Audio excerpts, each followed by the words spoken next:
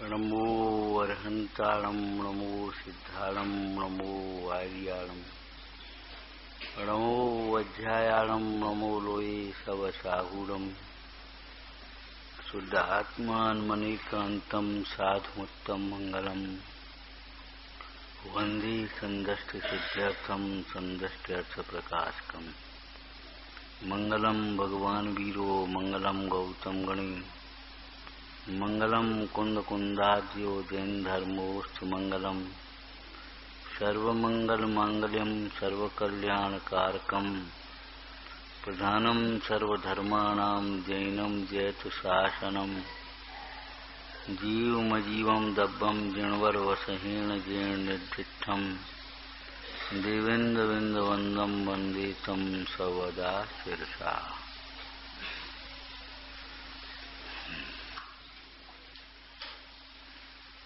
भगवान जिनेन्द्र देव ने जीव का स्वरूप कहा, उसे श्री नेमचंद सिद्धांत देव 9 अधिकारों के द्वारा सूचित करते हैं। जीवो वोगमो अमुत्य कत्ता सदेह परिमाणो भूता संसारथो सिद्धो सो विश्वसोड गई। पहला अधिकार है जीव जीव है।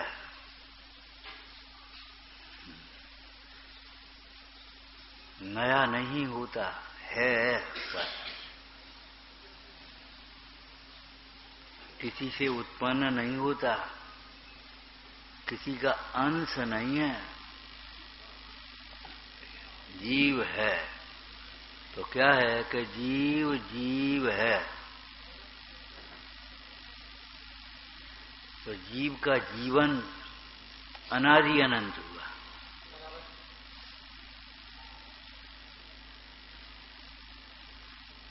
ये जो गतियों में मनुष्य जीवन आयु के आधार से देखा जाता है, श्वासोच्छ्वास के आधार से देखा जाता है, इंद्रिय और बलों के आधार से देखा जाता है, वह जीवन वास्तविक जीवन नहीं है, परमार्थ जीवन नहीं है। इस जीवन का प्रारंभ है, इस जीवन का अंत है। तो जीव जीव है, जीता है। काहे से जीता है? कि प्राणों से जीता है। तो प्राणों से जीता है, तो कौन से प्राणों से जीता है? उनका भेद है। वास्तव में देखा जाए तो शुद्ध चैतन्य प्राणों से जीता है। और ये बाह्य जीवन की चर्चा हो तो उसे इंद्रिय बल आयु श्वासोच्छ्वास रूप द्रव्य प्राणों से जीता है। इस प्रकार का व्यवहार किया जाता है। और दोनों प्रकार के व्यवहार समझकर निर्भय होने के लिए हैं, वीतराग मार्ग पर लगने के लिए हैं।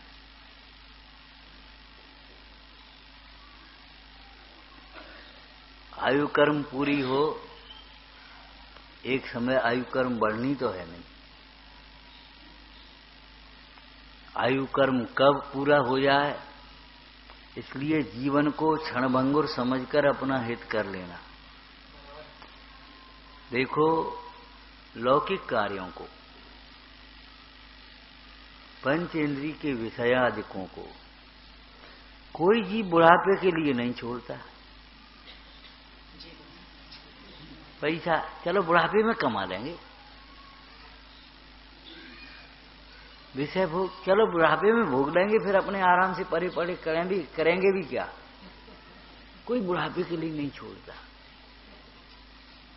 और धर्म कार्यों को अब अभी से बुढ़ापे में करेंगे। भैया विचारना बुढ़ापा आएगा भी कि नहीं। और हम तो ये कहते हैं बुढ़ापा कभी ना आए, किसी को ना आए। अब ये कर्म भूमि का जीव औदारिक शरीर का धारक, तो शरीर का बुढ़ापा होता है। लेकिन तत्व ज्ञान का ऐसा बल आ जाए, संयम से ऐसी क्षमता प्रकट हो जाए कि हमारा बुढ़ापा शांततामय हो, समाधिमय हो। ऐसा मोह नहीं कि बुढ़ापे में शरीर शिथिल हो गया, अधिकार सबरे बाल बच्चों के हाथ में पहुंच गए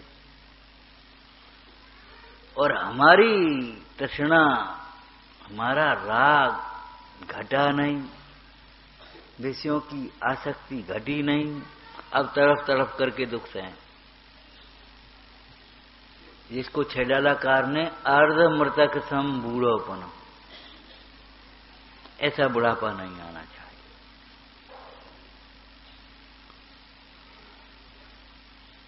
आपको मालूम होगा अनंत आदि के बुढ़ापा ही नहीं आता। बोलो 18 दोस्त में रहे तुम्हें बुढ़ापा भी है कि नहीं? इसका अर्थ हुआ कि रागियों का बुढ़ापा आता है, राग से बुढ़ापा आता है, और जितना राग अधिक है उतना ही बुढ़ापा खराब है।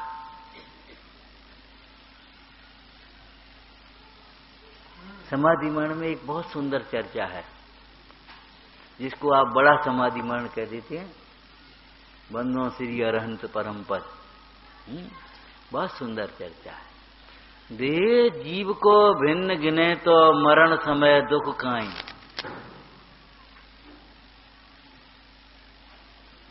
देह और आत्मा का भेद ज्ञान हो जाए, देह और आत्मा के भेद ज्ञान की भाषा बोलना भैया, भाषा कि भाषा तो ये है ही, ये नहीं नहीं, प्रयोजन परक भाषा। देह से भिन्न आत्मा में हूं, देह और आत्मा का भेद ज्ञान का की भाषा पंडिताई की अलग है। देह भिन्न है, आत्मा भिन्न है। अरे देह और आत्मा भिन्न है, आप कौन है? आप अपनी स्थापना देह में कर रहे कि आत्मा में कर रहे? देह और आत्मा का भेद ज्ञान देह के आश्रय से नहीं होता, देह और आत्मा का भेद ज्ञान आत्मा के आश्रय से होता है। क्यों? भेद ज्ञान ज्ञान ही तो है, और ज्ञान के आपको बताया था, ज्ञान के ये दो हैं, स्व और पर। ज्ञान के आश्रय दो नहीं है।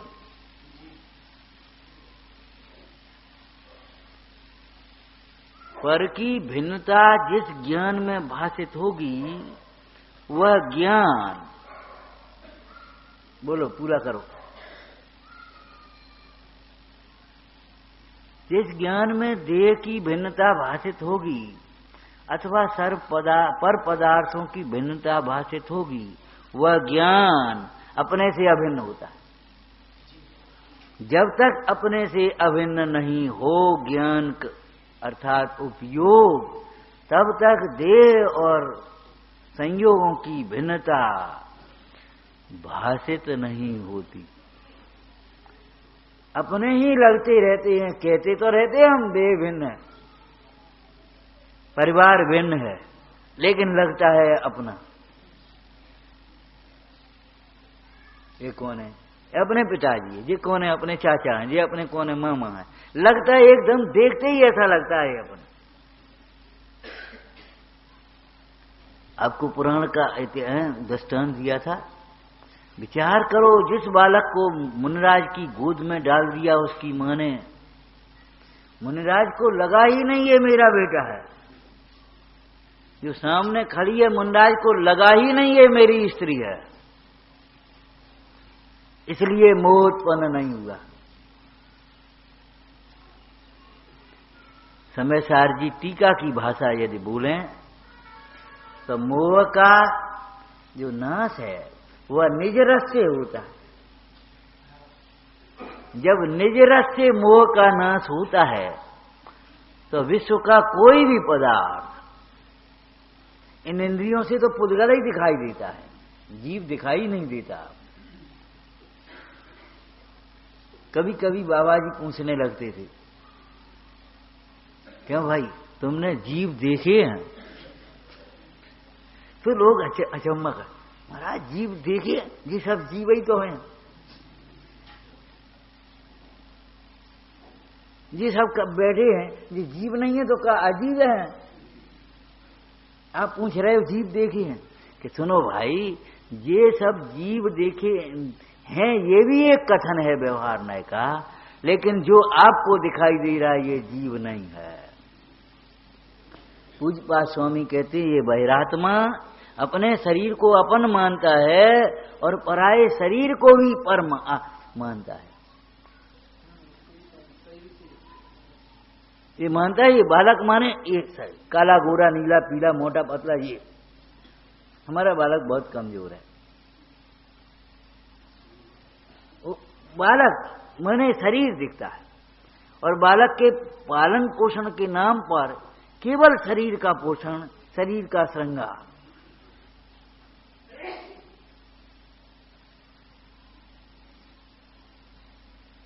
एक क्षण को भी हम देखते नहीं, ये बालक अकेला शरीर नहीं है, जीव है इसके भीतर।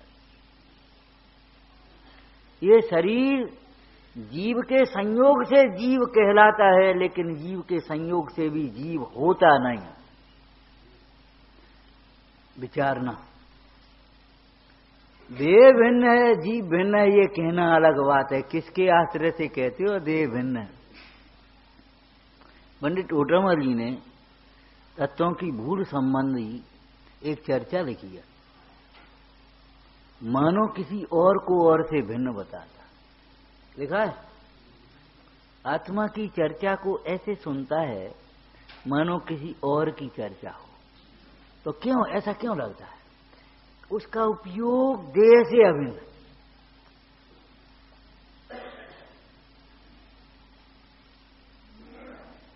ये बरामदे में बैठे हुए लोग बाहर हैं कि अंदर? अंदर वालों को बाहर दिखाई देंगे और उस सड़क वालों को, इनको बाहर देखने के लिए आपको अंदर आना पड़ेगा।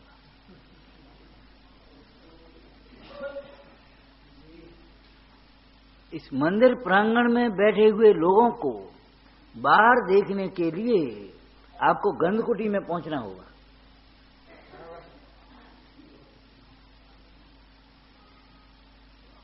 अंदर प्रवेश करना होगा, तब आपको ये बाहर वाले बाहर दिखेंगे।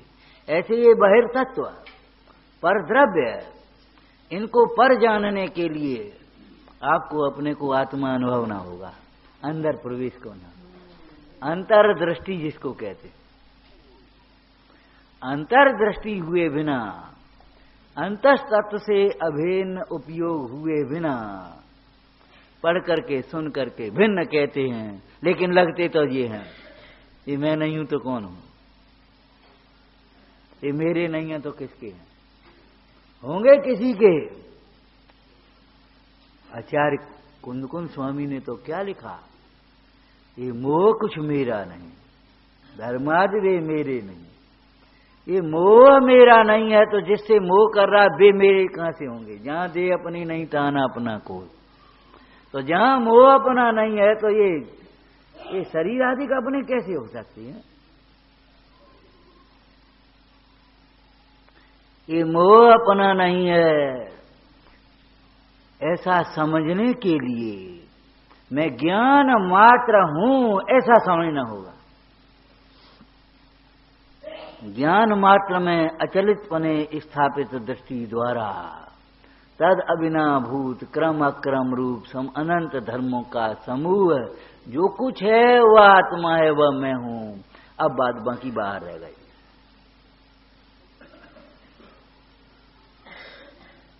बाहर के पदार्थ भी बाहर देखने के लिए अंदर आना आवश्यक है। समझ में आया? पर को पर जानने के लिए, समझने के लिए अपने को अपन समझना होगा। वह नहीं तो कैसे कह पाओगे मोह मेरा नहीं है, रागादिक मेरे नहीं है। शास्त्र में लिखी है, तो कहते हैं, अभी ये बच्चे भी गाते हैं, देह भिन्न है, आत्मा जीव भिन्न है, ज्ञान भिन्न है, राग भिन्न है। हम इस बच्चे को खड़ा कर दें, अभी पूछें बेटा ज्ञान भिन्न है, राग भिन्न है, कैसे? हमें नहीं मालूम, भैया ने पढ़ाई। हम तो पंडित जी की प्रवचन में सुना, हमें क्या मालूम। ये केवल इन छोटे छोटे बच्चों की बात ही नहीं है, ये सब लोगों की ऐसी बात है, कुछ खबर नहीं है। जब ज्ञान के साथ अभिन्न होता है तब परमाणु मात्र अपना भाषित नहीं होता। फिर व्यवहार न से अपना कहते समय भी अपना नहीं लगता। कहने को ज्ञानी भी ऐसे ही कहेंगे, अपना मंदिर, अपना तीर्थ, अपने गुरुजन, अपने भगवान, अपने साधर्मी, ज्ञानी भी ऐसे ही कहेंगे। हम अपने जितना हमारा विषय था उतना बोल दिया, बाद बाकी तुम समझो अपनी दुकान, अपना घर, अपना परिवार, अपने बाल बच्चे, अपने माता पिता। कहने को ज्ञानी भी जितने रागांश में बैठे हैं, ध्यान रखना ज्ञानी को राग नहीं होते, रागांश हैं। अनंतानुबंधी चला गया, समुद्र में बूंद बराबर रह गया वो अंश, जैसे बुखार मिट गया बुखार का अंश रह गया। ऐसा है जो बाहर से मालूम भी नहीं पड़ता ये बुखार है, और भीतर अंश। भैया तुम्हें तो बुखार बसा, वैद्य कह रहा। नहीं साहब बुखार हमें नहीं। अरे भाई बुखार बसा इसीलिए तो भूख नहीं लगती तुम्हें। अभी काम करो, ये दवा खाओ, अंश निकल जाए। मिथ्यात्व वैरी का अंश, अंश शब्द लिखा है, अंश कहो, सूक्ष्म मिथ्यात्व कहो। ऊपर से नहीं मानता, ऊपर से नहीं लगता, देखने में नहीं आता। भीतरागी देव शास्त्र गुरु कोई मानते, कट्टर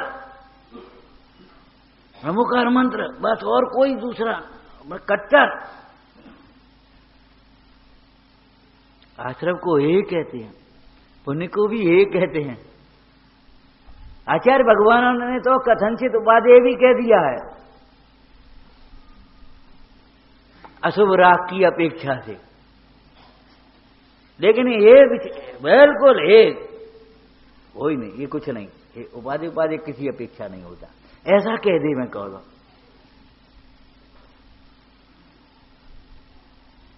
फिर भी ये भाषित थोड़ा ही होता है।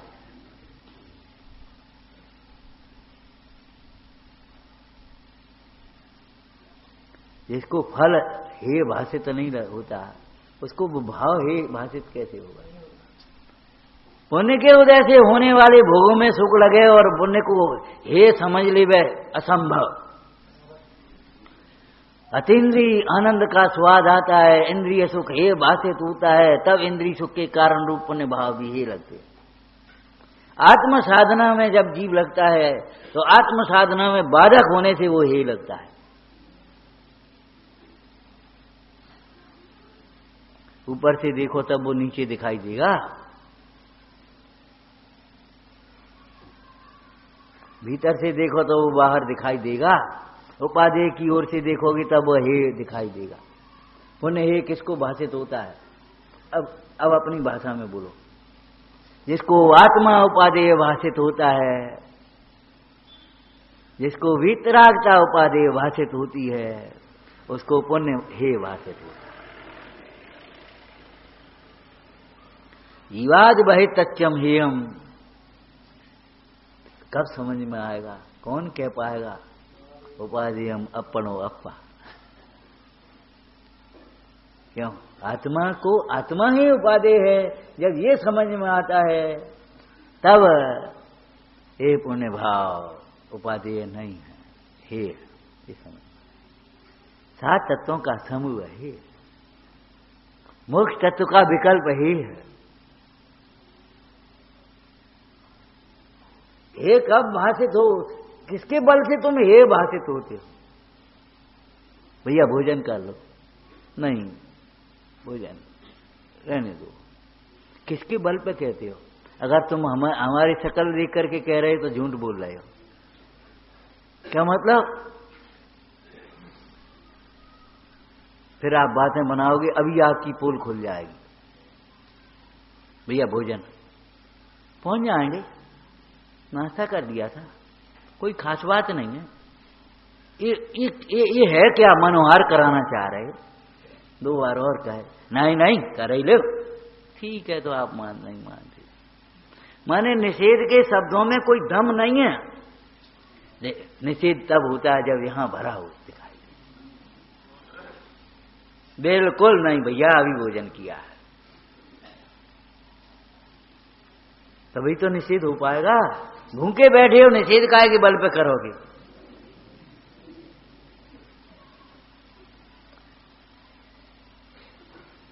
जो भूखा बैठा है वो निषेध किसके बल पर करेगा?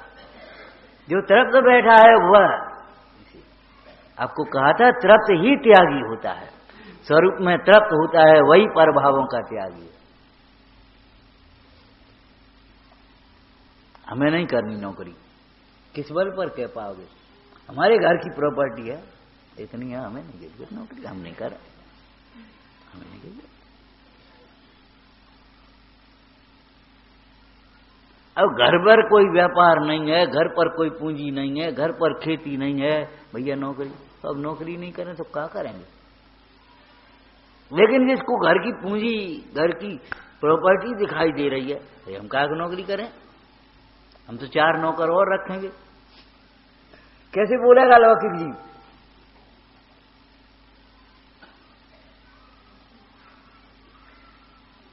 अस्थि पूर्वक नास्ति होती है। यही तो 10 धर्मों में पंडित टेकचंद जी के विधान के आधार पर यही तो एक विशेषता बताई थी आपको।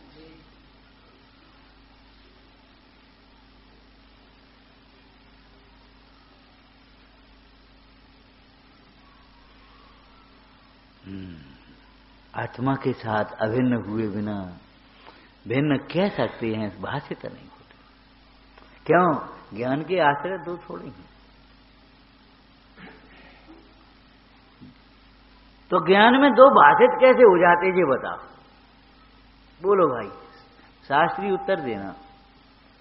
शक्तियों में से ज्ञान के साथ अविनाभावी एक स्वच्छत्व शक्ति भी है, एक प्रकाशत्व शक्ति है। 2 शक्तियां हैं। ज्ञान के साथ अविनाभावी एक प्रकाशत्व शक्ति है, उसका क्या रूप है? स्वसंवेदनमयी।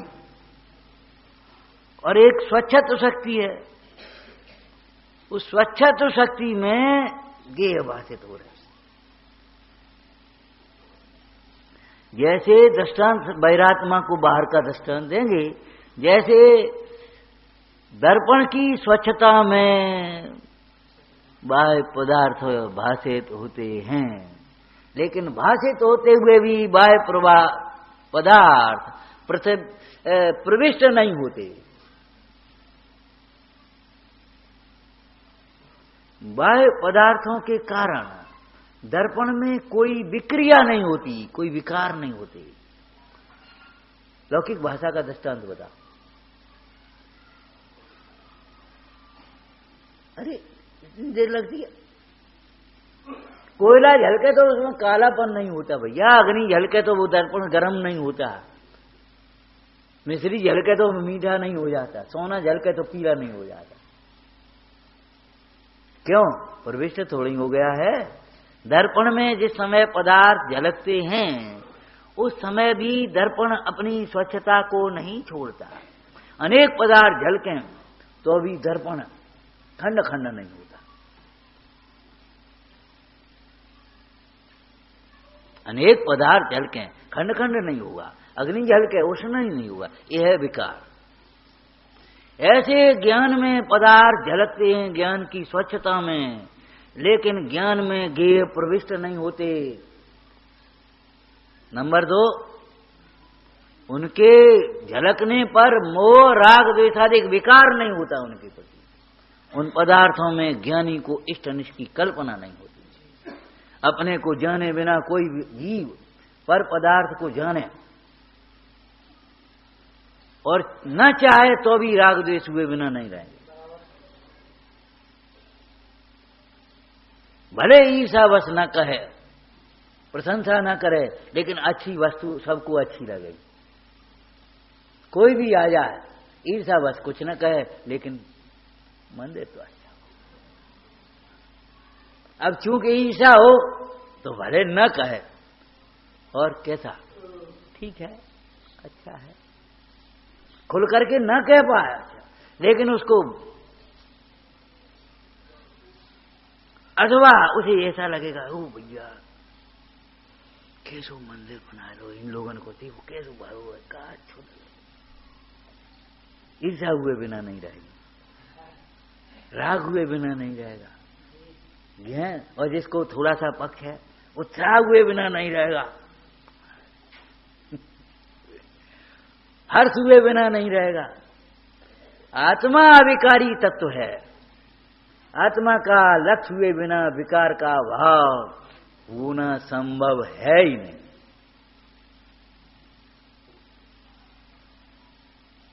क्यों? पर के लक्ष्य से विकार होते हैं, वे भी पर के कारण थोड़े ही होते हैं, अपना आश्रय न होने से। जब तक अपना आश्रय नहीं होगा तब तक वो विकार नहीं मिटेंगे, मोह नहीं मिटेगा, राग मिटेगा नहीं, द्वेष मिटेगा नहीं।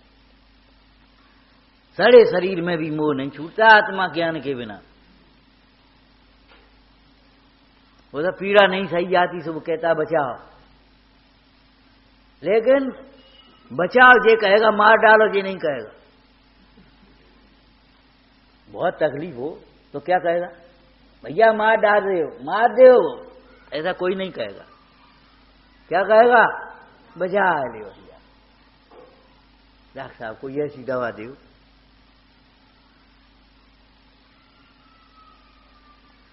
जब वो दवा काम नहीं करे तो कहेगा भैया ऐसी दे तो पिंड छूटे। वो बहुत मजबूरी में कहेगा, माने वो देह का मोह छूटता ही नहीं है। देह छूटने पर भी, देह छूटने का अवसर है तो भी देह का मोह नहीं छूटता। और आत्मज्ञान होने पर जिस देह को, आपकी पुरानी भाषा बोले तो स्वर्ग से देवता देखने आते हैं, हाँ उस देह में भी मोह नहीं होता। कुछ देव मेरी नहीं, उपयोग केवल। कुछ मोह मेरा नहीं, उपयोग केवल। एक हूं बस, अहम एक को। आपको मालूम है भारतीय संस्कृति में और जैन के श्रावकाचार में भी विवाह को शुभ कहा है, जबकि विवाह में शुभ नाम का काय का शुभ? भोगों की प्रवृत्ति कोई शुभ होती है क्या? है स्त्री पुत्र कुटुंब परिवार बाल बच्चे, ये कोई शुभ के आश्रय हैं क्या? लेकिन शुभ कहा है। किनके लिए? जो ब्रह्मचर्य से न रह सकें उनके लिए अनेकों में से राग की निवृत्ति होती है, अनाचार की प्रवृत्ति रुकती है, इसलिए उसे शुभ कहा है। उपचार का कथन है वह, लेकिन विवाह शुभ नहीं है। विवाहित जीवन में भी देव पूजा, गुरु पाष्टा, स्वाध्याय, संयम, तप, दान है, तत्व भावना, निवृत्ति की भावना, यही शुभ है। जितने भोगाधिक परिणाम हैं वे शुभ नहीं है।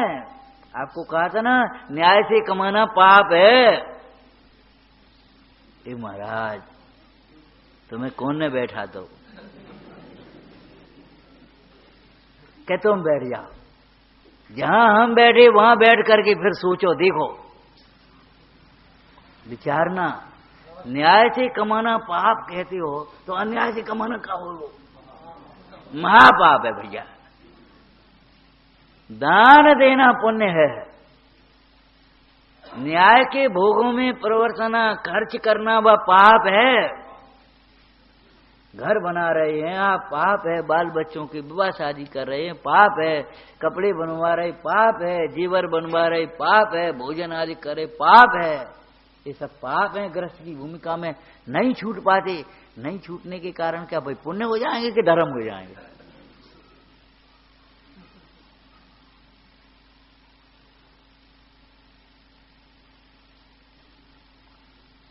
पंचम गुण स्थान का नाम संयमा संयम, वीरता विरत लिखा है। क्या मतलब है? संकल्प की हिंसा का त्याग है, वो अहिंसा व्रत है। और आरंभी उद्योगी और विरोधी हिंसा रह गई है, वो अविरत है। वो व्रत नहीं है, वो पाप है।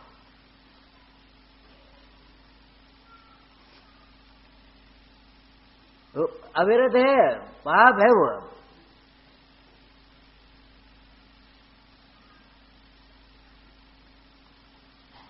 उस पाप के निवारण में कौन समर्थ है? वेद ज्ञान और तत्व वैराग्य भावना।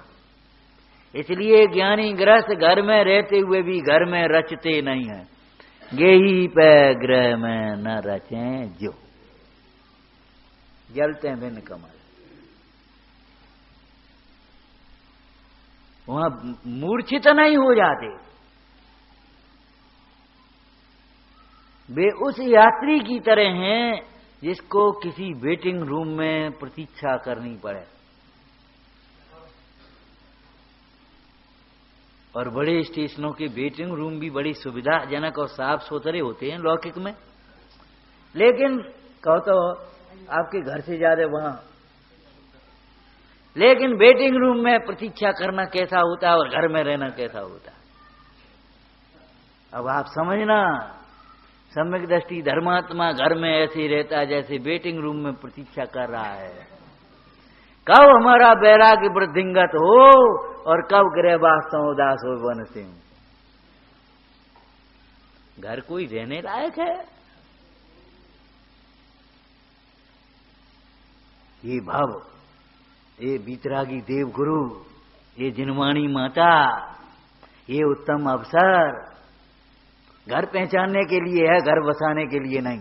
जिनका नहीं बसाओ, नहीं बसाओ तो अच्छा है, और जिनका बस गया हो वे भी उसमें से निकलो। तत्व निवृत्ति रूपम, तत्व निवृत्ति रूपम। अमृतचंद स्वामी पुरुषार्थ सिद्धि पाद में परिग्रह परिमाण व्रत में कह रहे, तत्व निवृत्ति रूपम।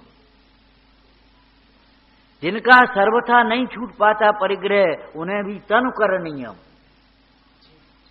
समझ गए? तन नहीं, तनु। तन माने शरीर और तनु माने छोड़ा, काम करो उसे, तनु करनी।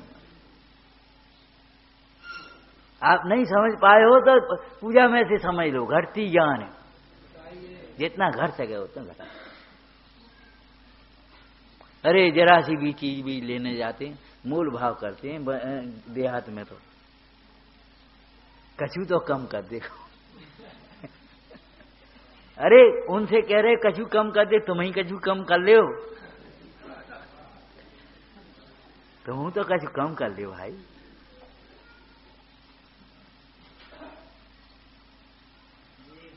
विचार तो करो। ये उत्तम अवसर, ये समागम है क्या? घर बसाने की बातें नहीं है। मेले ठेलों में घर बसाने की बातें भी होती हैं। माता पिता आए, लड़के आए, लड़कियां आए, उन्हें भैया वो ठीक है, नहीं वो लड़का ठीक हो गया, वो लड़की ठीक है, ये होती है गृहस्थी में। लेकिन ध्यान रखना मर्यादा में रह करके। अमर्यादित नहीं होना चाहिए कहीं मेले ठेले में, तीर्थों में। कि लड़की लड़की सीधे जाकर के मिलने लगे, बातचीत करने लगे, अपने होने लगे, अपने घूमे आए अपने। ये अमर्यादित प्रवृत्तियां नहीं होना चाहिए। ये हमारी सामाजिक संस्कृति के भी विपरीत है। फॉरवर्ड के नाम पर स्वच्छंद होना शोभता नहीं, कलंक है ये। इसमें मर्यादाएं भंग होती हैं।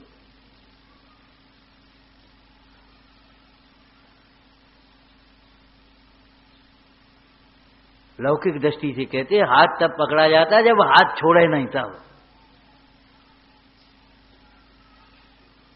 आप पहले समझ लें, हाथ पकड़ने से पहले।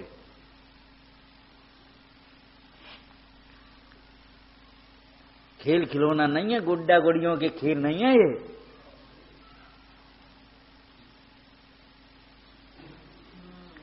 लेकिन हम ये कहते हैं यहां ये काम नहीं होना, ये उत्तम समागम तो, ये तीर्थ तो घर बसाने के लिए नहीं, घर पहचानने के लिए, घर से निवृत्ति के लिए हैं।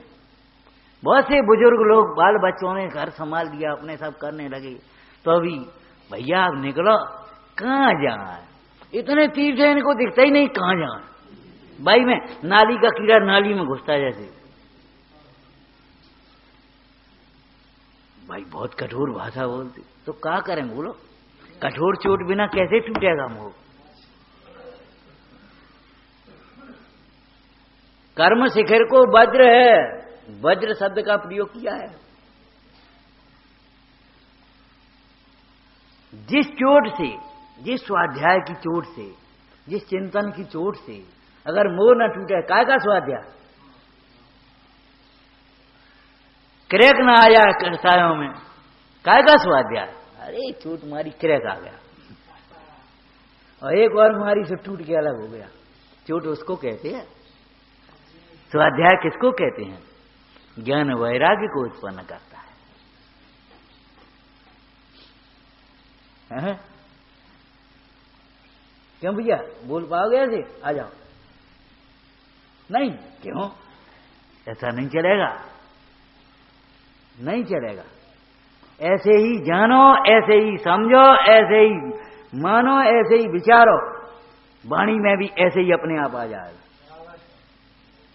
पंडित टेकचंद जी ने रत्नत्रय विधान में लिखा है, श्रद्धो जानो पालो भाई, क्या शब्द लिखी, श्रद्धो जानो पालो भाई, तीनों में कर राग जुदाई। राग से भिन्न जानो, राग से भिन्न मानो, और राग से भिन्न ही आचरण करो।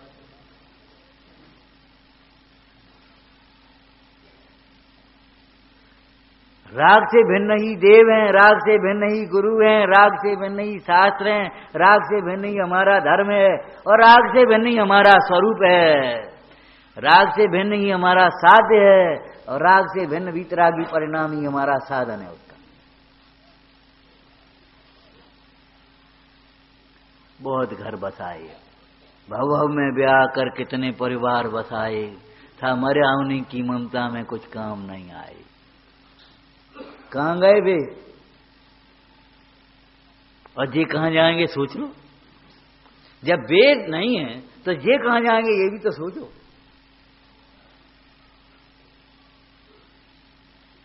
क्यों भाई, परसों आपने भोजन किया था, कल भोजन किया था, वो कहां गया? आज फिर भूख लग गई आपको, कल भोजन किया था, वो कहां गया?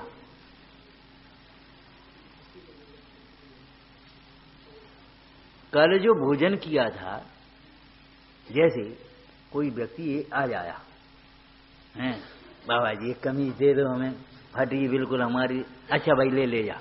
दूसरे दिन फिर आ जाए, एक कमीज दे दो, भाई कल दी थी वो कहां गई ये बता, पूछोगे कि नहीं?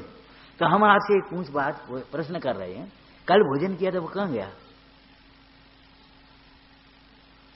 अरे शरीर के धातु रूप परिणम गया, कुछ मलमूत्र पसीना आदि रूप परिणम गया, यही तो हुआ है उस भोजन का परिणमन। कर्मों के परिणमन में शरीर के भोजन का ही तो दृष्टांत दिया भैया। जैसे भोजन करने पर वो शरीर के इस प्रकार के रस आदि निकलते हैं, पर्याप्तियां वगैरह हैं, आहार पर्याप्ति, शरीर पर्याप्ति, इंद्रिय पर्याप्ति, ये सब पढ़ो। हमने आपको कहा था, हम तो केवल पढ़ने के लिए आपको एक ललक पैदा करने बैठे हैं। आप ये उम्मीद मत रखना कि हम पूरा कर देंगे, शुरू हम करेंगे, पूरा आपको करना है। यहां से ये नियम लेकर के जाना, ये द्रव्य संग्रह ग्रंथ पूरा स्वाध्याय में लेंगे। आद्योपनिषद जीव अजीब काय के लिए बताए? ध्यान के लिए बताए, मोक्ष के लिए बताए।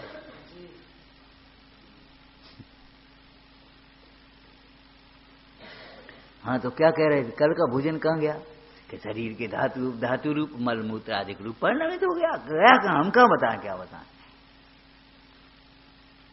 ठीक है, ऐसे ही जीव के परिणामों का निमित्त पा करके जो कर्मण वर्गणाएं आती हैं, वो परिणाम जिस क्वालिटी के होते हैं उसके अनुसार उन कर्मों में विभाजन हो जाता है।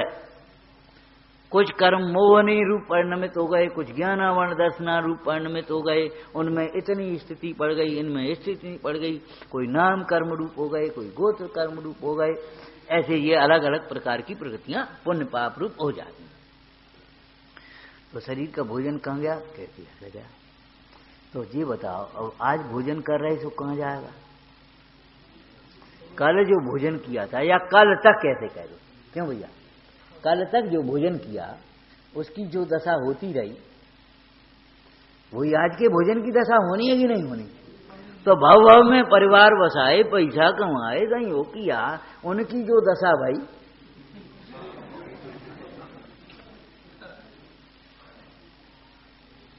खड़े खड़े देखते रहेंगे। वैराग्य पाठ में लिखा, जा कुटुंब के हेतु करे अनेकों पाप, सो कुटुंब अग्नि तो को दे जरा। यही तो करेंगे। और कहा होगा बता, जो पिछले कुटुंबों की परिवारों की दशा हुई है, पैसा पहले कमाओ तो वो छोड़े आए, बाकी का भाव, तो वही आज कमाएंगे वही होगा।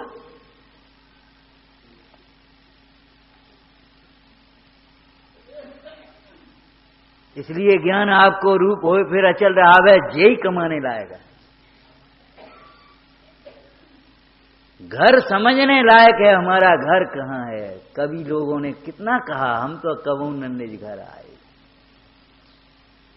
ये काय के लिए कहते हैं अब तो चेतन निज घर आओ, अब तो आ जाओ। जीवन की संध्या बेला, अरे कहां भटकोगे, कहां रात बिताओगे? निज घर आओ। ये तीर्थ तत्व की ये निवृत्ति के लिए हैं। जिनको विशेष उलझन न हो वे और धर्म तीर्थों में रह रह करके खूब धर्म साधना करो, तीर्थों को भी संभालो। अरे रे मोह की पराकाष्ठा तो देखो, तीर्थ छोड़ रहे हो तुम नौकरों और कर्मचारियों के भरोसे, कई जगह तो अजैनों के भरोसे छोड़ देते हैं। अब वो साहब जैन पुजारी नहीं मिलता तो वो हमने बोरा खिलाओ। आज तीर्थों पर कितने विवाद हो गए इन्हीं कारणों से, कितनी जगह वो रसोईया जैन नहीं मिला तो साहब हम क्या करें, अब वो बोरा खिलाओ हमने। और चौकीदार वगैरह तो जैन मिलने की बात ही नहीं है। ये तो चौकीदारी करेंगे तो अपने घर की करेंगे।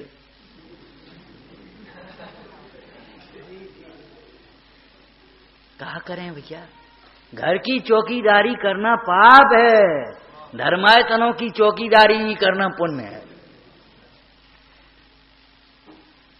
घर के बर्तन मानना पाप है, पूजा के बर्तन मांजे पुण्य है। घर की बाल बच्चन के बिस्तर लगाए वो पाप है, और शास्त्र की गद्दी लगाना पुण्य है। और आदर सम्मान सहित जो उस गद्दी के लायक है उन्हें बिठाना वो पुण्य का कार्य है।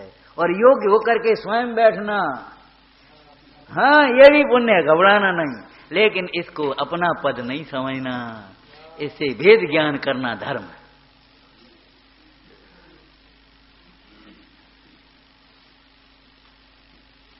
हम क्या करें, जीव जीव है बस, इतना तो स्वाध्याय बहुत है ना।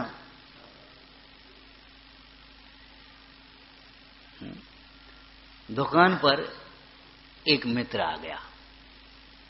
अब आप दुकान पर थोड़े व्यस्त थे, समय नहीं था। बच्चे से कहा, बेटा जाओ ये चाचा को घर ले आ जाओ। इसमें क्या रह गया ये बताओ? इसमें कुछ रह गया? खातिरदारी में, व्यवस्था में कुछ रह गया? जा बेटा चाचा को घर ले आ जाओ। मतलब पानी देव, नहा धोबा, भोजन करा, मंदिर ले जाओ, आराम करा, घर ले जाओ। हमारा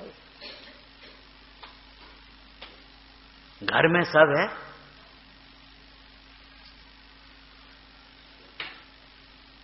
बालक गया, उसको ले कर माँ को आवाज दी, माँ चाचा आए, आओ बेटा बैठा, बेटा खोल दो, कुर्सी डाल दो, और एक काम करो बाथरूम में पानी वगैरह रख दो। माँ बताती जाती है, बच्चा करता जाता है। पिता ने क्या कह दिया, इनको घर ले आया, बस इतने में क्या नहीं कहा, ये बताओ। अपने घर को देख बावरी, बोलो क्या नहीं कही, सब कुछ तो कह दिया है। ये तो आप अपनी भाषा बोलते हैं और फॉरवर्ड समझ लेते हैं, ऑल इन वन, लेकिन ऑल इन वन विश्व में दूसरा कोई पदार्थ नहीं, एक आत्मा है। जो आप चाहते हैं वह केवल आत्मा में है, अन्यत्र नहीं है। चाहे वो ज्ञान हो, चाहे सुख हो, चाहे प्रभुता हो, चाहे विश्रांति हो, चाहे बल हो, ऑल इन वन माने केवल एक आत्मा में है और कहीं नहीं। सब आत्मा की अवस्थाएं, आत्मा ही है तरह। गाथा याद होगी, बोलना जरा, 2 गाथाएं हैं।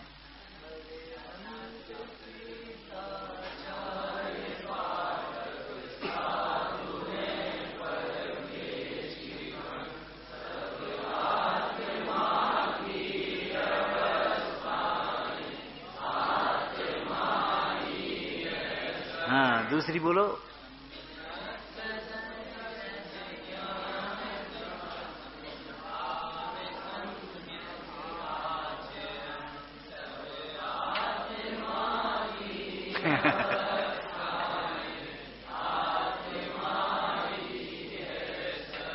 बोलो क्या रह गया।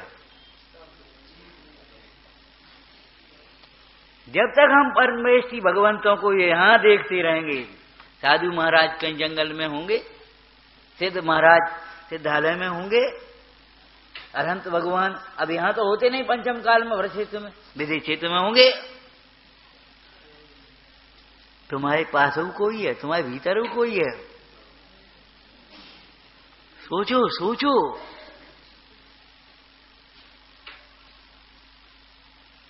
एक दोहा पड़ा है, बुरा जो देखन में चला, पड़ा है, बदल दो इसको, प्रभु जो देखन में चला प्रभु न दिखा।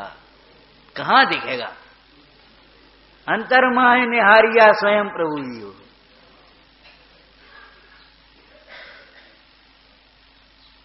तू ही वीत राग देव राग द्वेष छाण देख, तू ही तो कहावे सिद्ध अष्ट कर्म नासते। तू ही तो आचार्य है आचार्य जो पंचाचार, तू ही उपाध्याय जिन वाणी के प्रकाशते। उपाध्याय कहां से आएंगे। कभी कभी बच्चों के बीच में कहते थे ना, देखो भैया इन्हीं बच्चों में से टूटरमल निकलेंगे, इन्हीं बच्चों में से ये निकलेंगे, अरे विद्वान निकलेंगे, मंदिर संभालने वाले पुजारी कहाँ में से आएंगे, इन्हीं में ये खान तो सब यहीं बैठी है। लौकिक क्षेत्र में तो भैया इन्हीं में से राष्ट्रपति होंगे, इन्हीं में से प्रधानमंत्री होंगे, इन्हीं में से मुख्यमंत्री होंगे, इन्हीं में से कोतवाल होंगे, इन्हीं में से मजिस्ट्रेट होंगे, इन्हीं में से वैद्य होंगे, इन्हीं में से इंजीनियर होंगे, सब जिन्हीं में से तो निकलना। तो बताओ साधुता कहां से आएगी, सिद्धपना कहां से आएगा। ये ज्ञान मात्र निज भाव मई मकंपाम, भूमिम श्रयंत कथमप अपनीत मोहा, ते साधकत्व मुपलब्ध भवंत सिद्धा, मूढ़ास्तमो मनुपलब्ध परिभ्रमंती। अर्थ सरल है, समझ गए होंगे। जो ज्ञान मात्र कंप भूमि का आश्रय करते हैं वे साधक होकर के सिद्ध होते हैं। जो ऐसे नहीं जानते, मूढ़ा, इसको उपलब्ध किए बिना परिभ्रमंती, भटकते रहते हैं। बहिर्मुखी उपयोग भ्रमता है, अंतर्मुखी उपयोग रमता है। जहां आत्मा में सुख मिला रम जाता है।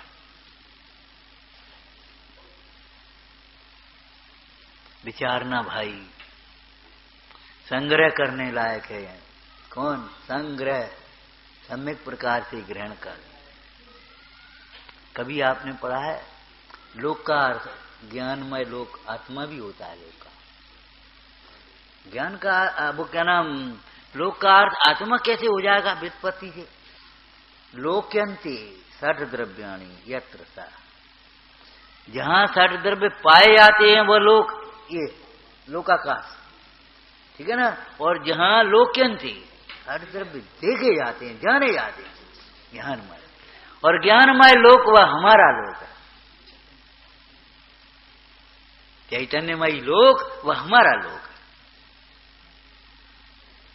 जहां छह द्रव्य पाए नहीं जा रहे, लेकिन छह द्रव्य देखे जा रहे, जाने जा रहे। ऐसे ही समझ लेना चाहिए सारी। द्रव्य संग्रह माने आत्मा। द्रव्य संग्रह माने आत्मा कैसे हो गया? कि द्रव्यों का संग्रह कहां होता है?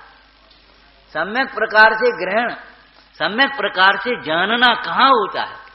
ये छह द्रव्यों का समूह काय में जाना जाता है? ज्ञान में जाना जाता है। समय सार माने आत्मा, प्रवचन सार माने आत्मा, द्वादशांग के सारभूत आत्मा में रमते हैं।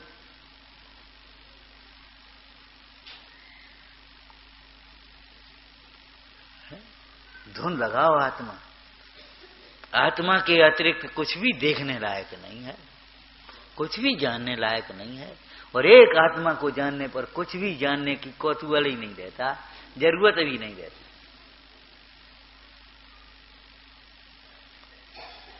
अन्याय करते हैं अगर हम यहां बैठ करके अपने पद को, अपने घर को नहीं पहचानते, अपने सुख को नहीं पहचानते, तो केवल हम सुन करके कुछ अच्छा अच्छा कह करके उठ जाते हैं, चले जाते हैं, तो ये हमारा अन्याय है। न्याय संस्कृत से शब्द का अर्थ कर देना न्याय का। नी धातु है, नी धातु से ले जाए, किधर ले जाए, किधर ले जाए? अपनी ओर? नहीं नहीं, जिसका है उसकी ओर। तो अपने उपयोग को अपनी ओर ले जाए। पर को पर में ज्ञान, वेद ज्ञान, तत्व ज्ञान, पर को पर में डालता हुआ, माने पर से विरक्त होता हुआ अपने स्वरूप में रत होता।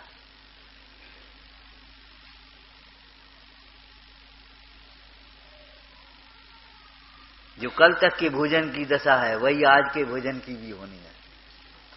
कहते हैं पिछले भवों के संयोग और भोगों की जो दशा है, शरीरों की जो दशा है, वही इस शरीर की इन भोगों की होनी है।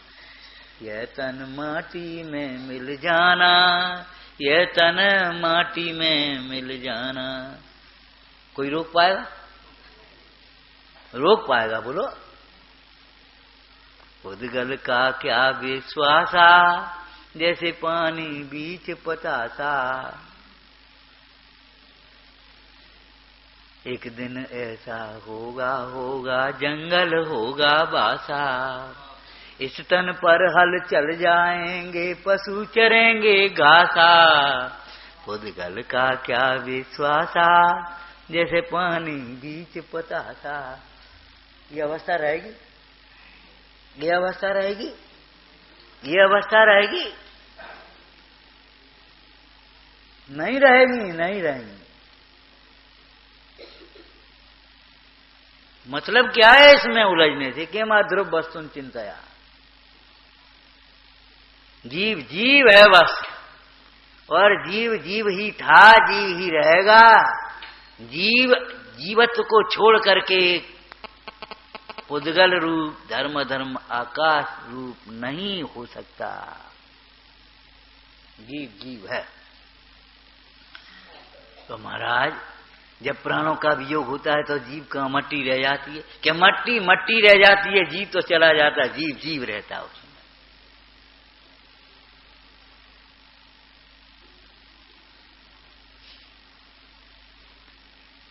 जीव जीव है। तो फिर उस जब ये इंद्रिय बल, आयु और श्वासोच्छ्वास रूप द्रव्य प्राणों का संयोग से जन्म माना जाता है, जीवन माना जाता है, इनका वियोग हो जाता है, तब जीव काहे के आश्रय से रहता है? के चैतन्य से प्राणों की। जब चैतन्य प्राणों से जीव जीता है, जीव चैतन्य प्राणों से जीता है, तो ये इंद्रिय बल आयु सांसोच वास प्राण कहां से आ जाते हैं, क्यों आ जाते हैं?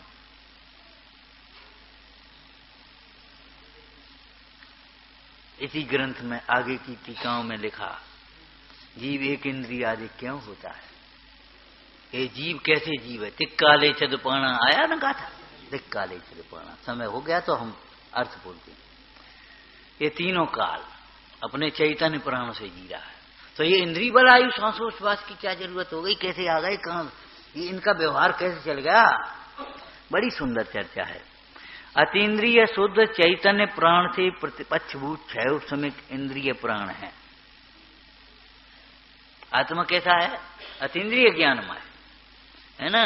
उस अतीन्द्रिय ज्ञान का स्वरूप समझ में न आने से, जैसे बादल आ गए तो ठग गया, थोड़ा सा प्रकट हो गया। लेकिन पंडित जी ने एक बात कही, टोडरमल जी ने, बादल थोड़ी सी छटने पर जो सूर्य का जो प्रकाश दिखाई देता है वो बादलों का नहीं है, वो सूर्य का। ऐसे अभी भी ज्ञानावरण आदि के क्षयोपशम से जितना ज्ञान प्रकट है वह स्वभाव का अंश है। वह कोई इंद्रियों में से उत्पन्न नहीं हो गया, वो कर्मों में से उत्पन्न नहीं हो गया, वो इंद्रियों का नहीं है, वो कर्मों का नहीं है। और आगे और एक शब्द बोल लो, वह इंद्रियों के लिए नहीं है, कर्मों के लिए नहीं है, बाहर भ्रमाने के लिए नहीं।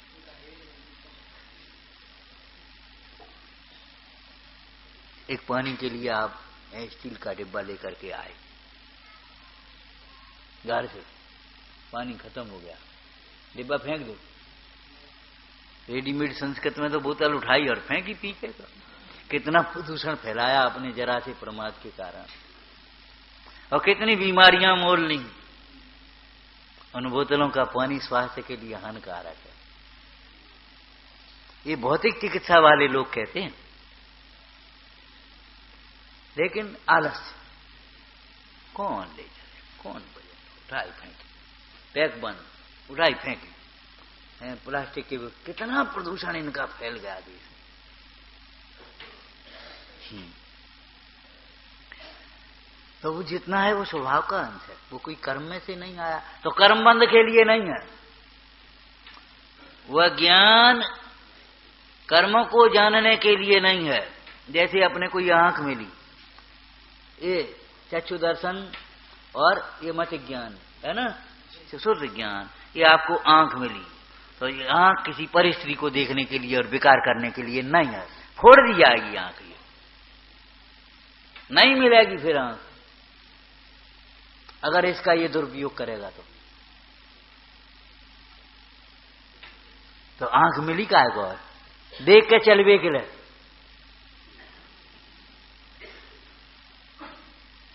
ऐसे ये ज्ञान मिला काय के लिए है, अनादि काल से कर्म का आवरण है।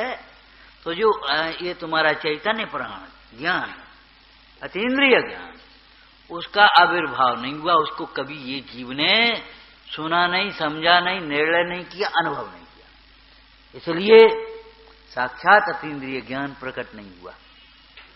बाद बाकी तो ध्यान रखना, जिसे आप इंद्रिय ज्ञान कहते, वो भी ज्ञान तो अतीन्द्रिय है, इंद्रियों के माध्यम से या निमित्त से प्रवर्तता है, इसलिए वो इंद्रिय ज्ञान। लोटे का दूध वह भी गाय का दूध है, कढ़ाई का दूध वह भी गाय का दूध है। क्यों? घड़े का पानी वो भी वही पानी है, नल में से निकलता है, प्रकटता है कि नल में से प्रवाहित होता है। पानी तो स्रोत का अलग है। तो जिसे आप इंद्रिय ज्ञान कहते हैं वह भी इंद्रियों से नहीं उत्पन्न हुआ है, इंद्रियों के द्वारा प्रवर्त रहा है। तो उसका सदुपयोग कर लो, केवल क्या उस जिनवाणी सुन करके अतीन्द्रिय ज्ञान का निर्णय कर लो, भगवंतों को देख करके मोक्ष मार्ग का निर्णय कर लो, गुरुजनों के चरण का स्पर्श करके चरण का स्पर्श करो। चरण माने चारित्र, आचरण को स्पर्श हो। स्वरूप को स्पर्श सीख लो, ये शिक्षा व्रत है सब। तो ये अतीन्द्रिय ज्ञान शुद्ध चैतन्य प्राण से प्रतिपक्षभूत इंद्रिय प्राण, और अनंत वीर है ना, जीव का स्वभाव क्या है? अनंत वीर। उस अनंत वीर स्वभाव को पहचानने बिना ये जीव को मनोबल, वचन बल, काय बल, ये 3 बल प्राण, ठीक है ना। अनादि अनंत को जाना नहीं तो ये इंद्रिय, क्या नाम, वो आयु प्राण, और अपने अतीन्द्रिय सुख को नहीं जाना तो खेद रूप जो श्वासोच्छ्वास, ये खेद है। मालूम है, अपने ज्ञानानंद जी ग्रंथ में एक इसका बड़ा सुंदर उपदेश बनाया। उपदेश, श्वास लेता है, मानो ये श्वास के माध्यम से बाहर आ करके देख रहा है कहीं मौत तो नहीं आ रही।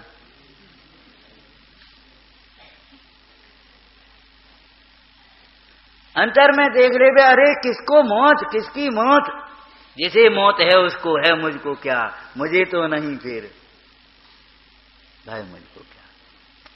तो अपना अतीन्द्रिय ज्ञान, अपना अनंत बल, अपना अनंत सुख, अपनी अनादि अनंत सत्ता को पहचाना नहीं, जाना नहीं, इसलिए ये बेकार लगी है संग में। क्या? इंद्रिय बल, आयु, श्वासोच्छ्वास रूप द्रव्य प्राण। जिसके पास अपना धन नहीं है वो पराये धन से व्यवहार व्यापार करता है कि नहीं करता?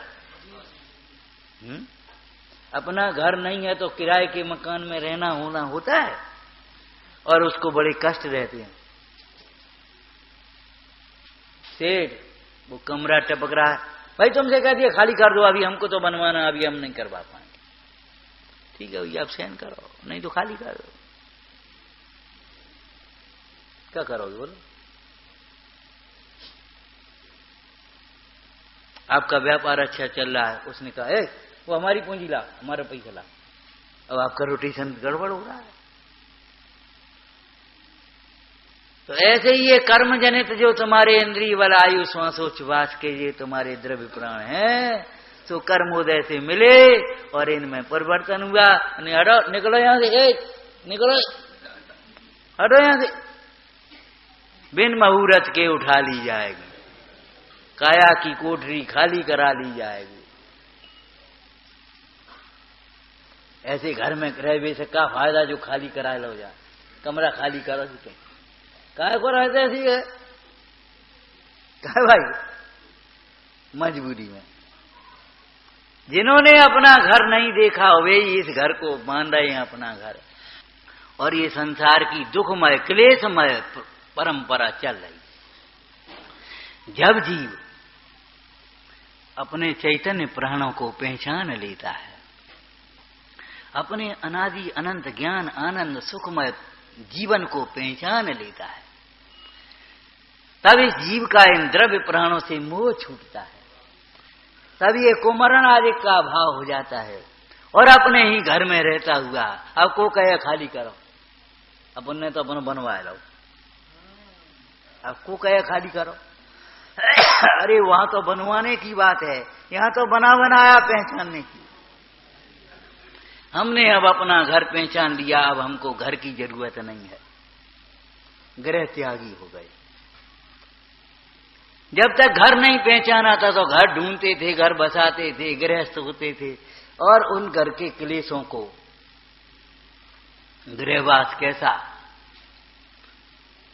भाल सो भुवनवास लोक लाज लार, काल सो कुटुंब काज, जाल सो जग निवास, भाल सो कुटुंब वास।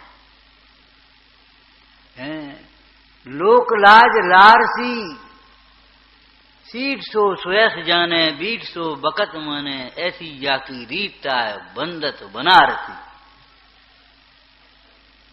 द्रव्य प्राणों का व्यवहार इसलिए सिखाया आपको कि भाई इंद्रिय बल, आयु, श्वासोच्छ्वास भी ऐसे वचन मत बोलना, ऐसी परमाचर्या मत करना, ऐसी कठोर चेष्टाएं चाल मत चलना, ऐसे भोगों को नहीं सेवन करना जिनसे जीवों के इन प्राणों का घात होता है।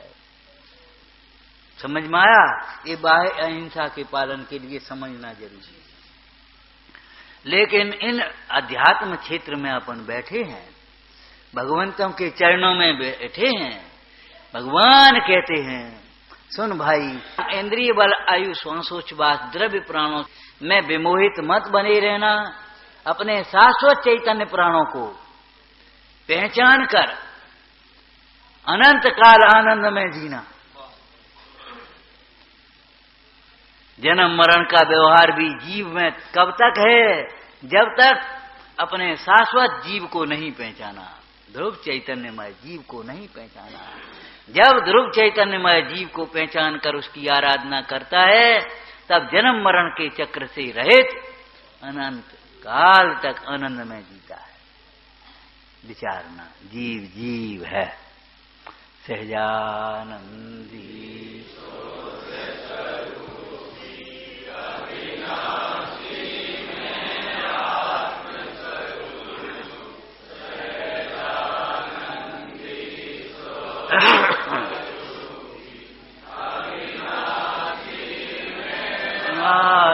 आत्मस्वरूप आनंदी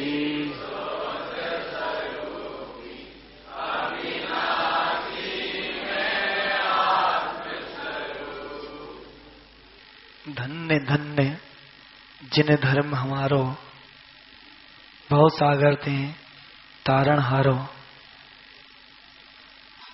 ऐसा सुंदर जिन शासन महाभाग्य से हम सबको प्राप्त हुआ है।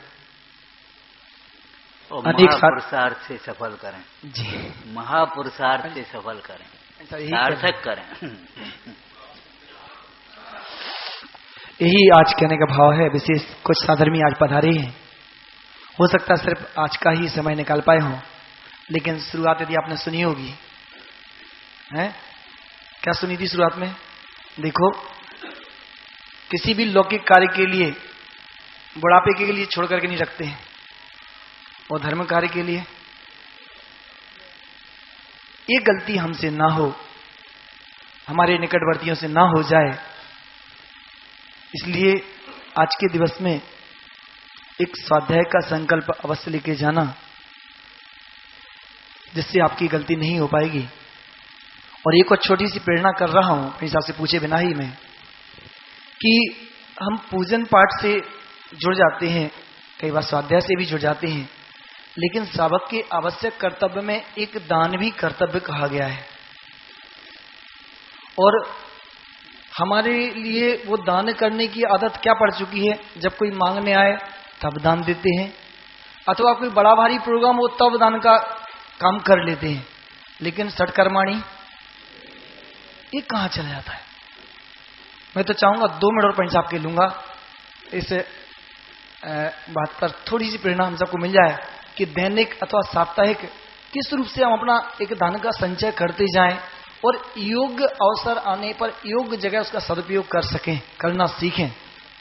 उसकी थोड़ी सी प्रेरणा 1-2 मिनट के हिसाब से हम अपेक्षा रख रहे हैं। सदगुरु कहें सहज का धंधा, सदगुरु कहें सहज का धंधा। नाव में पानी आए तो उलीचने की कोई प्रेरणा करेगा तब उलीचेंगे? विचार करो।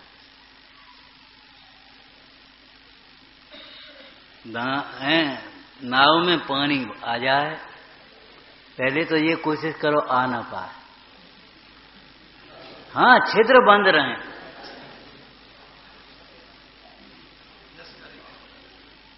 अपरिग्रही बनो, निर्गंथ बनो। इन विकल्पों से परे हो जाओ। दान आवश्यक है, पर्याप्त नहीं है। दान आवश्यक है, पर्याप्त नहीं है। दान एक प्रयोजन परक क्रिया है। अनुग्रहार्थम स्वस्यात् सर्गो दानम। प्रसंग आने पर ही सब चर्चाएं आएंगी। तात्पर्य ये समझना कि दान की अलग से अपन कोई क्रिया चाहें तो नहीं हो पाएगी हमारे जीवन में। दान कब होता है?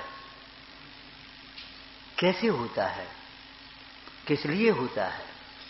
आप पैसा कमाते हो, कमा कमा करके जोड़ते ही जाते हो। कोई ऐसा हो जो कमा कमा करके जोड़ता जाता हो, हाथ उठा। खर्च भी करते हैं? कोई ऐसा है जो कमा करके जोड़ता जाता हो, खर्च न करता हो? बताओ। और लौकिक जीवन में पुराने लोगों के दिवाले नहीं निकलते थे, छोटे छोटे व्यापारियों के भी।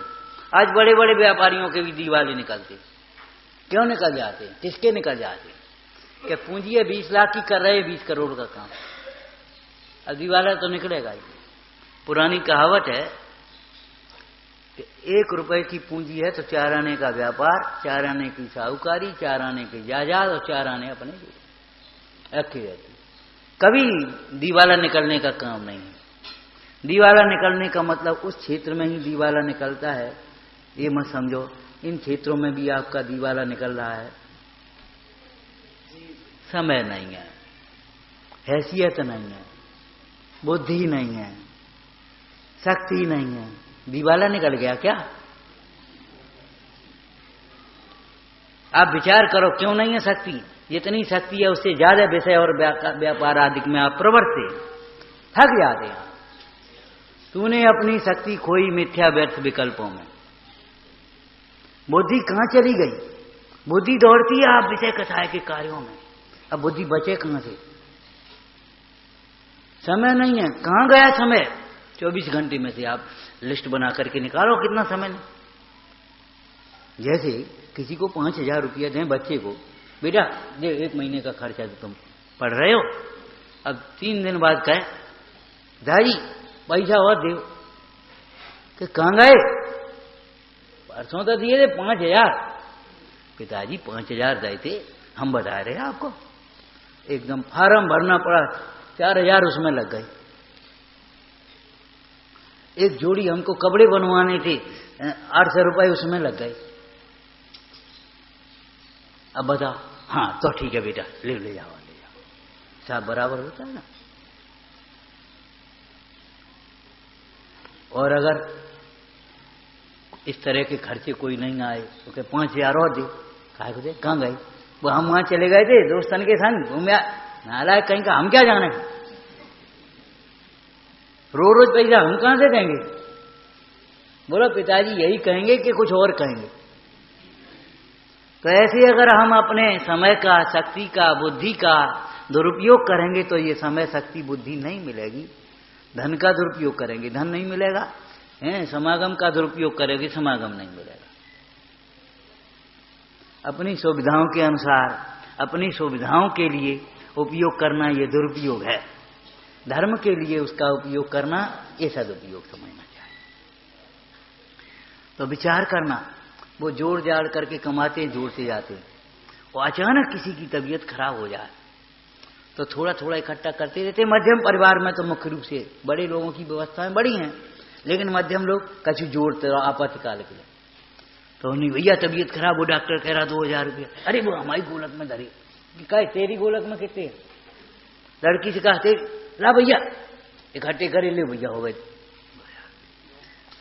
तो ऐसे कमजोरी अवस्था में इकट्ठा निकालना, इकट्ठा छोड़ना, इकट्ठा देना मुश्किल पड़ता है। आचार्य भगवंतों ने भी हमें एक प्रेरणा कर दी, सट कर्माण दिने दिने। और ये दान तब तक नहीं हो पाएगा, अब जब कमाई नहीं है तो दान कहां से होगा? अब हमसे कोई कहे पंडित जी 5 रुपया रोज तो दान करो, आप दुनिया को कह रहे हो आप 5 रुपया रोज तो करो, हम कहां से करें भैया? हम कहां से करें? हम तो 5,000 कराए सकते, 5 लाख कराए सकते, कह सकते, अब हम कहां से करें 5 लाख? तो ऐसे ये दान करना कब हो सकता है? जब भगवान की पूजा हो, जिनवाणी का स्वाध्याय हो, और संसार की संपदा असार भाषित हो, और ये धर्म सार भाषित हो।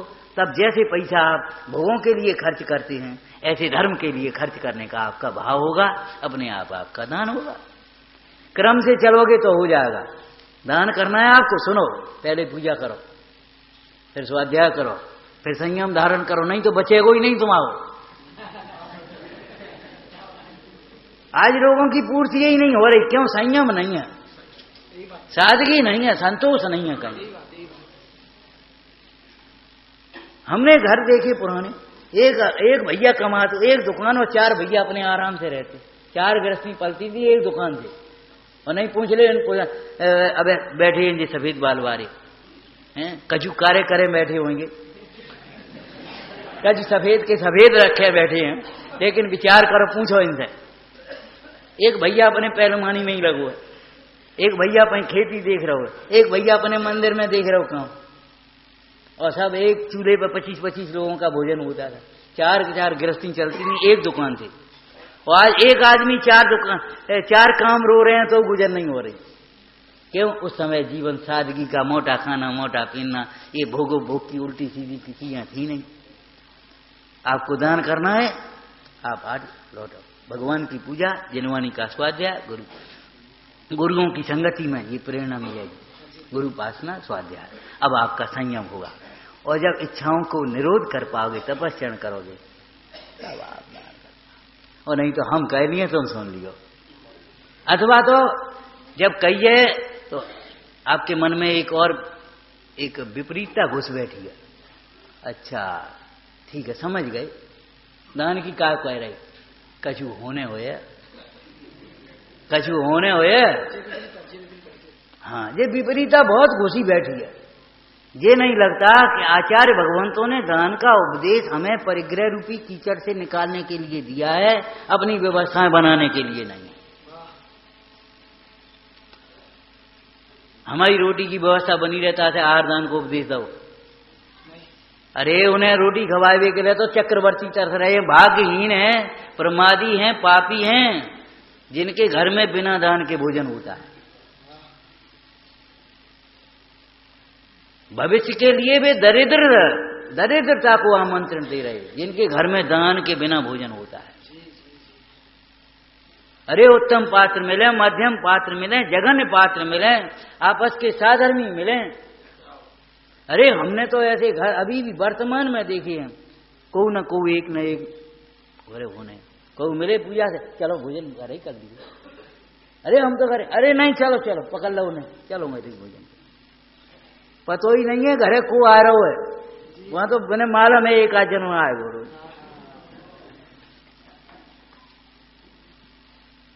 तो हम क्या दान की प्रेरणा करें,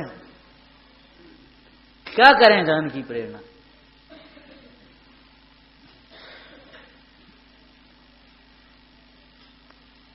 लगेगा कि किसी पंडित जी को कुछ काम कराने हुए, इन्हें कह दी हुए, जिन्हें ट्रस्टियन ने कही कि पंडित जी ने कर दी प्रेरणा है। ये जो आपके अंदर में जहर घुस गया है, वो दान के स्वरूप को समझने भी नहीं देगा आपको। दान का स्वरूप और दान तब समझ पाओगे जब दान में ये लगेगा ये हमारा हित है और हमारे लिए कही जा रही। हमारे यहां तो दातार पात्र की पूजा करते हैं, पूजा पूर्वक दान होता है। नवदा भक्ति में पहले पूजा है कि नहीं बोलो। और मध्यम और जघन्य पात्रों को भी यथा योग्य भक्ति सहित, उत्तम पात्रों को नवदा भक्ति सहित और मध्यम और जघन्य पात्रों को यथा योग्य भक्ति सहित और दीन दुखियों को करुणा सहित। हमारे यहाँ दान के लिए पात्र जीव घर में प्रवेश नहीं करते, घर के द्वार पर दातार लेकर के खड़े रहते, आओ पधारो। हमारी तो आमनाएं कुछ भीतरा की आमनाएं अलग है, हमसे क्या प्रेरणा करा रहे स्वार्थी। सच पूछो तो ये बोलियां होती हैं और 2-4 मिनट लग जाएं तो हमको इतना बुरा लगता है, कब पागलपन हो रहा है। सही पूछो, कान में पड़े तो गुस्सा आती। एक जगह हम बैठे, अपने गांव में ही बैठे थे, तो रथ यात्रा निकल रही, बोली हो रही, तो नहीं 5 से 1, उन्हें 6 से 1, उन्हें 6 से 1 क्यों, अब चुप रह गए। अब हम बैठे थे, बैठत नहीं है, बैठे तो हम उठ के चले, बोले पंडित जी बैठो। हमने बैठो कहा, लिख दे सब इकट्ठी, कितनी बोली है। अरे ये कुछ भीख मंगवा रहे, क्या हो रहा है। अरे एक मन से सोचो, कभी भी आयोजन हो, कभी भी कहीं भी हो, आपका दैनिक जो दान का भंडार है चाहे वो बैंक का खाता हो चाहे गोलक हो आपकी, एक भंडार जो आपका अलग है, उसमें से मन बना के चलो इतने खर्च करने, बस उल्लास से खत्म करो, बाद बाकी हमें तो 5,000 खर्च करने, अब 10,000 है तो भैया तुम करो, तुम जाना, तुम्हारा काम जाने, हम नहीं जाना, एक बार में तो ठीक है इतने कर दे कर ले। अरे अरे सब दे तो आदमी हाथ जोड़ते और चुपचाप, ऐसा कुछ नहीं, और दान देने का हाथ जरुआ और कई बार कब्बा, और उसके बाद भी सोचेंगे देखेंगे, अरे तुम्हारे भाग्य नहीं है, जिसका जो महापुण्यशाली भली होना है भाग्यवान है, सच कहते हम, उसका तन मन धन कसाय शक्ति द्रव्य क्षेत्र काल भाव धर्म धर्मात्मा धर्मायतनों के लिए धर्म प्रभावना के कार्यों में लगता है। हर एक का नहीं लगता, वही वहीं लगे वो तुम्हारा पापन मंदिर काल में भाई में पाप में, और ज्यादा हुए तो पंडित जी बताओ क्या करें, कहाँ लगाएं, अब तुम्हें ही नहीं दिखा तो हम क्या बता दें कहाँ लगाओ,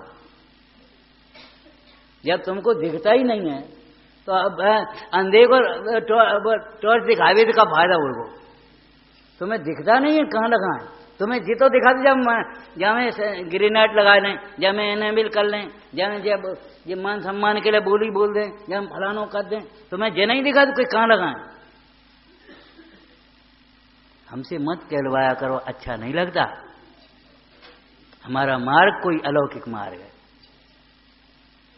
और सही पूछो, हम तो कभी प्रवचन के लिए निकले कहाँ हैं जीवन में, ये तो कुछ योग था तो आके बैठ गए, और अभी भी रोज सोचते कब ये छूटे धर्म प्रभावना। तो एक जने बोले पंडित जी कोई विद्वान बता, पंडित बता, पंडित हैं, और 5-7-8 हजार जो कुछ ले वो तो देंगे, हमने तुम नहीं रख पाओगे, तुम पंडित कह के बोल रहे हो, तुम्हारे हृदय में आदर ही नहीं है।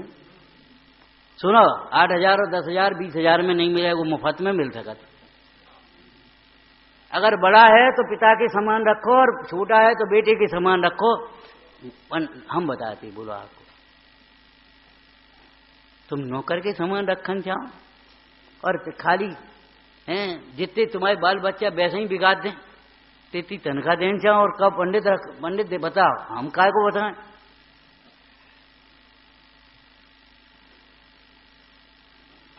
कैसे बताएं? सच पूछो तो बुरा लगता है वो, यहाँ इतनी चतुराई चलती है बनियों की कि सुई की नोक न रखने दे, बाद बाकी सब लोग काम, हद लगे न फटकरी रंग चोखो आ जाए। ज्ञान के बिना कुछ भी नहीं होता, सही पूछो तो। और ज्ञान, ये बाहरी ज्ञान, शुष्क ज्ञान, शास्त्रीय ज्ञान का फल नहीं है ये मोक्ष मार्ग। मोक्ष मार्ग है आत्मज्ञान का फल, तत्व ज्ञान का फल। भीगे हृदय से आप सुनो, भीगे हृदय से पढ़ो, भीगे हृदय से विचार करो। कई मीटिंगों में उस दिन बच्चे बैठे, विवाह बैठे, वृद्ध बैठे, हमने कहा हमको मत बैठा। क्यों? हमारे सामने एक तरफा होता है, हम बोलते जाते, आप सुनते जा रहे। आपस में जब बैठोगे तो दूसरे आप बोलोगे, चालोगे, हुआ पो होगा तब निर्णय हो पाएगा। हम उठ करके चले आ रहे, हम अरे भाई तुम्हारी भी सुने हमारी भी करें तो बात बने। अब वो व्यवस्था कहाँ से बनाई? सच बात तो यही है। जिसके स्वयं की प्रज्ञा नहीं है उसके लिए सूर्य भी मार्गदर्शन करने में समर्थ नहीं। विचारना, दान का पाठ अलग से मत कहा कहलवाया करो। दान का पाठ स्वार्थ के लिए नहीं, बल्कि हम ही नहीं, वो दिमाग सेट हो गए हैं। जी जी, उन्हें आज कुछ चंदा होने हुए, करूँ कुछ कह रहे हुए, कुछ जरूरत हुए है, एक दिमाग सेट हो गए। ये दिमागों के कचरे जो है ना, ये आपको पात्र दान कभी करने ही नहीं देंगे। हम स्वयं परिग्रह पंख से बाहर निकल सकें, इसलिए आज थोड़ा सा पंच साहब से निवेदन किया गया था कि कुछ हम सीख सकें, तब हमारी मोक्ष मार्ग की पात्रता बनेगी और तब यह जिनवाणी हमारे हृदय में प्रवेश कर सकेगी। ऐसी मंगल प्रेरणा अपने को मिली। हे जिनवाणी भारती तोहि जपूं दिन रैं, जो तेरी शरणा गए सो पावे सुख चैन। या वाणी के ज्ञान ते सूझे लोकालो सो वाणी मस्तक नमो सदा दे तुम